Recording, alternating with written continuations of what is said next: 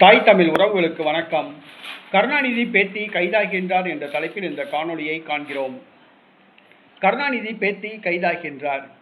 தமிழ்நாடு முன்னாள் முதலமைச்சர் கருணாநிதி, இவருடைய இளைய மகன் மு க அழகிரி மதுரையில் உள்ளார். மு க அழகிரி மகள்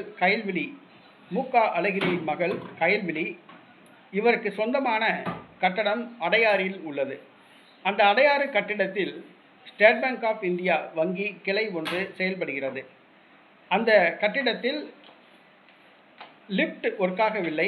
அந்த வங்கியின் மேலாளர் கயல்விழி அவர்களுடைய பிரதிநிதியை பலமுறை தொடர்பு கொண்டும் அவர் அலைபேசியை எடுக்கவில்லை. இதனால் கயல்விழியின் அலைபேசிக்கு அழைத்து புகார் கூறியுள்ளார்.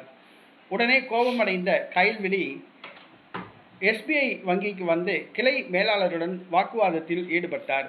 அப்பொழுது கிளை மேலாளர் தனது கையை கன்னத்தில் வைத்தபடி மௌனமாக கேட்டுக்கொண்டிருந்தார். மேலும் ஆத்திரமடைந்த கயல்விழி ஒரு கட்டத்தில் வங்கி மேலாளரை கை நீட்டி அடித்து விட்டார்.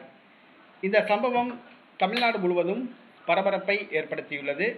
இந்த காணொளி சமூக வலைதளங்களில் வைரலாகிறது. ஒரு வங்கி மேலாளரை கயல்விழி கை நீட்டி அடித்து விட்டார். வழக்கு பதிவு செய்யப்படுவது போல் உள்ளது.